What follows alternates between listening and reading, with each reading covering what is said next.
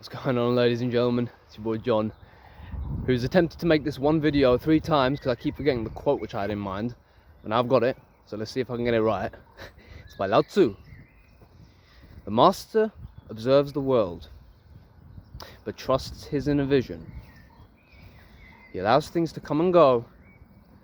His heart is open as the sky.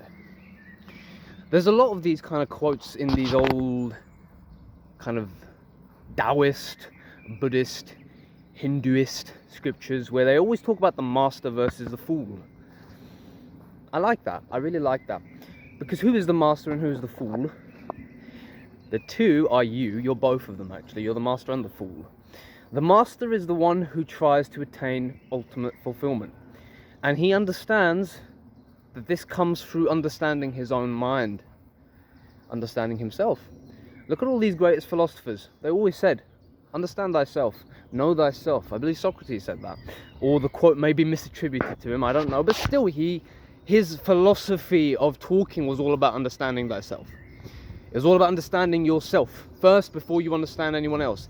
And naturally speaking, if you understand yourself, you will understand the world. Because the two aren't any different. You're a product of the world. You're not separate. You're not a separate entity of it. You and your ideas and your perceptions and your thoughts and your feelings, you're not separate from the world. Just understand that. You are a descendant of the world. You are a part of it, and anything that you think or feel and your conditioning and your problems, they are a part of the world. Separation, the feeling that I am unique in my problems, is one of the mind's tools, I guess, to keep you in suffering, to keep you from becoming free of it. All of these ancient philosophies say that action and movement and doing things in a relaxed manner from a place of a still mind is the goal. It is how nature functions. Just look around at nature. Look around at how it moves. It isn't quick. It isn't hurrying. It isn't in a panic or a frenzy. Everything grows relaxingly. Look at the water. Look at the river. Look at how it flows to its destination, but with such poise, with such stillness, with such relaxation. Look at how the trees grow. They don't grow in one day. They don't grow, and they're not hurrying to grow up. They take hundreds of years to grow to their fullest potential. Look at how animals do their thing as well. Look at how they move. Look at how they relax. Look at how they sit around. Look at how they walk. Look at how even they run. Everything is so poised.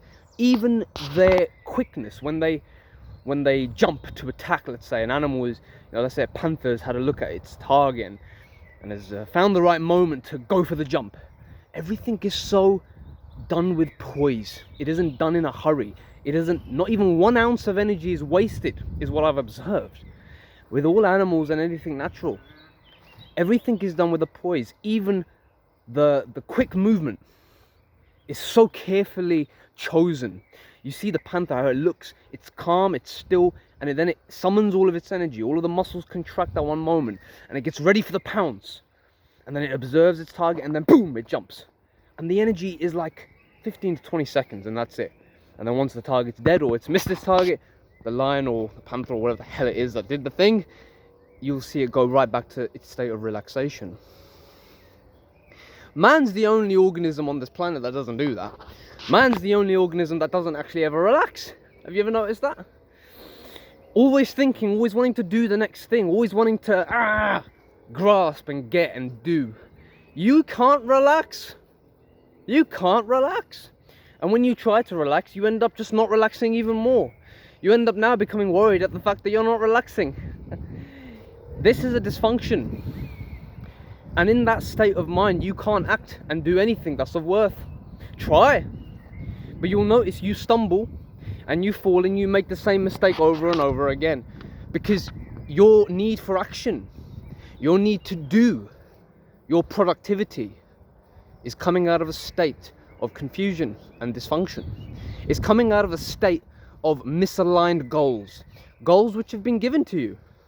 Goals which you've learned from other people. They aren't your goals. They aren't the things that you want. They're the things that you think you want. See, society conditions us to have this fundamental insecurity inside of us. And the way we work is to remove this insecurity. You can see it, how it works with like these poor countries in Africa. Before the West or capitalism or Christianity went there, these guys were living pretty peacefully. They were functioning normally. They were functioning okay. But once capitalism, materialism essentially, and Christianity came, what they did is they took away these societies and tribes' natural way of functioning and replaced it with the materialistic, capitalistic way. And that created the fundamental insecurity or dysfunction in the tribe's nature. Because now they were chasing goals which weren't theirs anymore. Before, they were working in harmony with nature. And we're not saying everything was all good, of course not. They still suffered a lot. But they functioned in a very natural way. They functioned in a very harmonious way. They were happy. They were relaxed. They functioned with ease. They had a poise. They were very joyous. Go look at any account of a Westerner going into any of these native Aboriginal tribes, and you will see how the Westerner was befuddled at how relaxed and happy and joyous and friendly these people were. Even the cannibal ones, even the cannibal societies. These Westerners would go there and they were like curious. They would say, you know, oh, let's have a look at these cannibal tribes. Let's have a look at what these guys do. And they would go there and they would see them. They'd be like, why are you not eating human beings? And they said, well, we only eat people who do bad things. We only eat like criminals. We eat their meat because they don't deserve to be buried or burned up. They, you know, their meat, whatever the fuck their reasons were, I don't know. But they said, we're not going to eat them. We don't eat you. We won't eat you. You haven't done anything to us for you to deserve that kind of honor. We will only eat our enemies, like in warfare. This is just their tradition or something. But they weren't like these merciless cannibals who ate each other all the time. No society has ever functioned like that. Even the most brutal tribes that would always be like so crazy about like murdering and massacring the other tribes only happened during wartime. Never happened during peacetime. There's a good book actually called The Awakened Ape, which goes into all of these narratives and accounts of Westerners going into tribal societies. But what happened was Christianity and capitalism went there and said, your way of working and doing things is wrong, so take ours. And now, before they were just living. They were living in the moment. They were living just every day at once. And they were so calm and peaceful about it. They had no ulterior goal. They had nowhere that they were going. So they could just live and be peaceful and be happy and joyous. But capitalism said, no, you need to be rich. You need money. You need resources, you need big houses and cars, and you need these things to be happy. It's so hilarious how it's just an idea. It's just an idea which will completely turn a person's world upside down and make you from living in the moment and being happy and content to now wanting 1,000 things and therefore suffering the fundamental dysfunction or dissatisfaction of where you are. So as self-developmenteers, as people interested in and involved in self-development, our goal is essentially to reach that state of peace and joy which isn't really involved or attached to things outside of us. That's it. That's freedom. Now, no one says that you can't go out and pursue things because they're still fun and enjoyable and comfortable and nice to have. No one's telling you that. No one's saying that that's not what you should be doing or you should be doing. But what they're saying and what we're saying and what I'm saying, what you're saying and what she's saying and he's saying is cultivate your own mind first, still it, discipline it, understand it, and then act out of a place of clarity. If you act out of a place of discontent and chaos and confusion, your action is going to be one that yields bad results or bad consequences. I'm not coming from a moral point of view. I'm coming from a point of view of saying that whatever you do out of that state is going to make you more unhappy in the long run.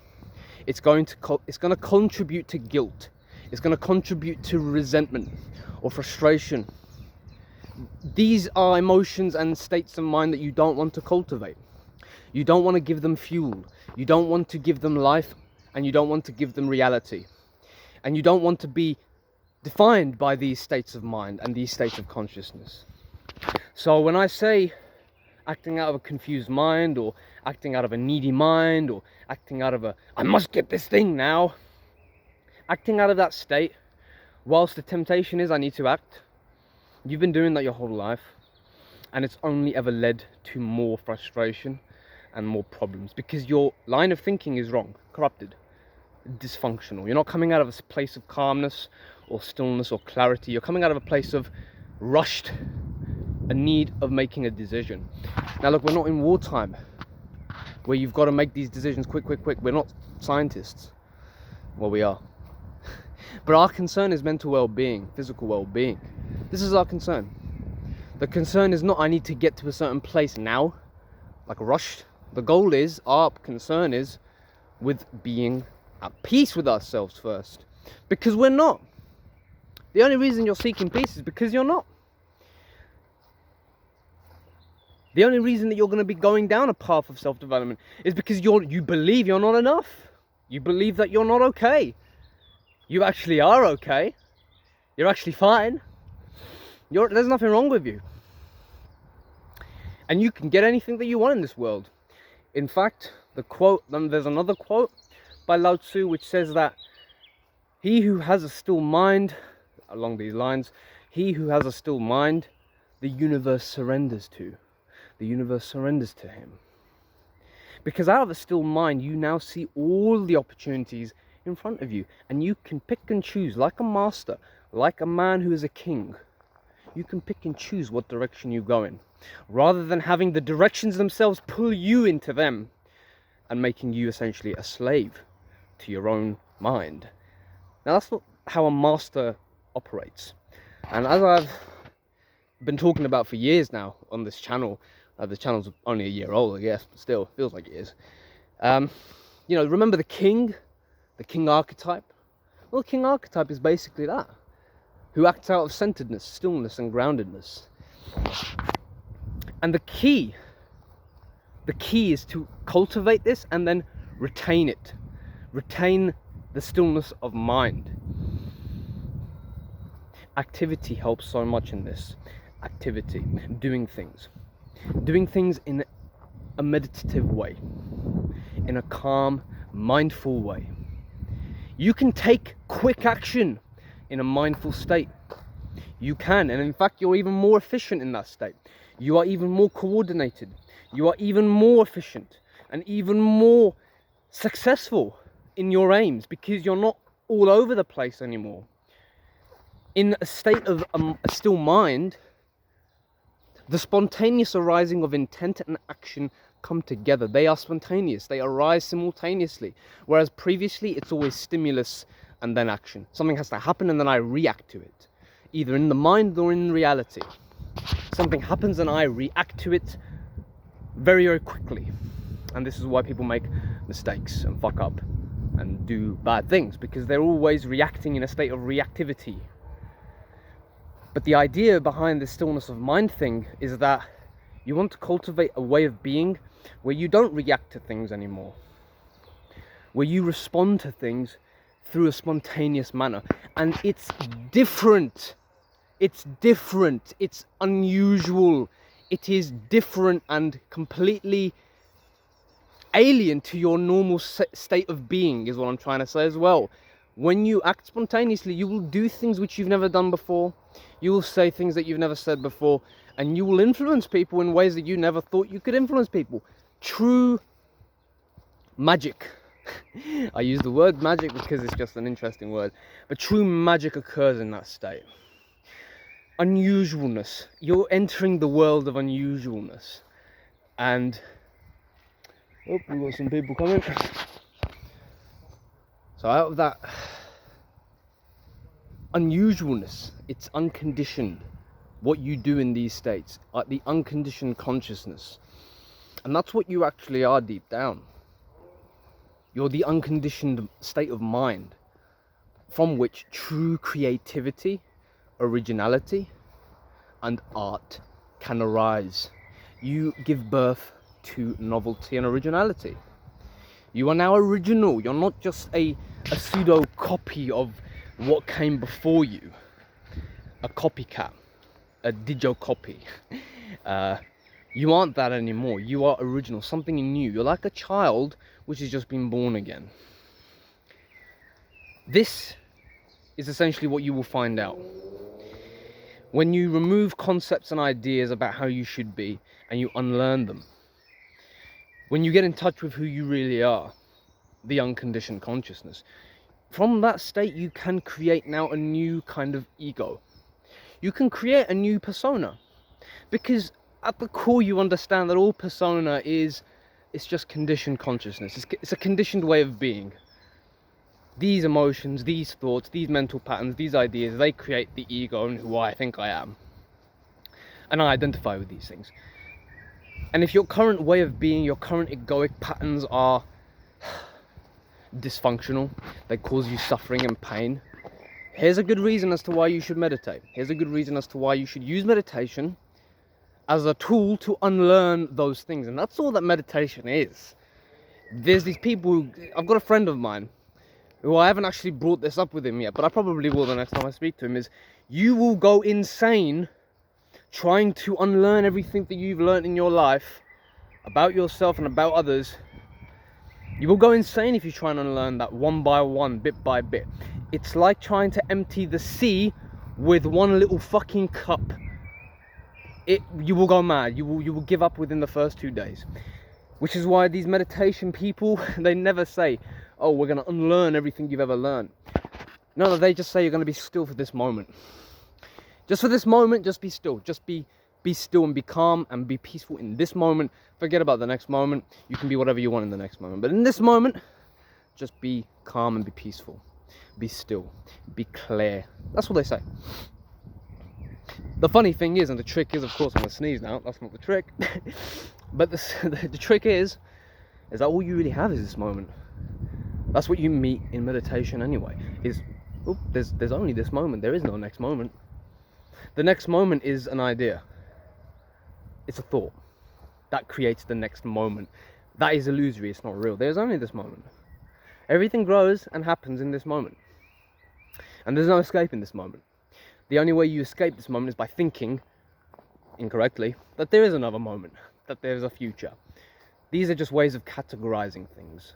And that's how we have to operate in this world that we've created as human beings. But really, to get back to where you really are, to get back to who you really are, there is no next moment. There's only this moment. And if you get grounded with that, if you really get to know that, you will realize that, oh Jesus, I'm completely fucking free, completely myself. Isn't that amazing? So, I've rambled on for long enough. 18 minutes, that's a long time. Hope you enjoyed this video. Hope it was useful. I kind of crammed in all the ideas that I had into this one video, which is a bit stupid and silly, but oh well. For the poor souls who have watched this video for the whole 18 minutes, I salute you. You are great geniuses. So yeah, hope you enjoyed this video. Hope it was useful. Hope it was good and funny and all of the above. I will see you guys in the next one. Peace. Be peaceful. Go thy in peace.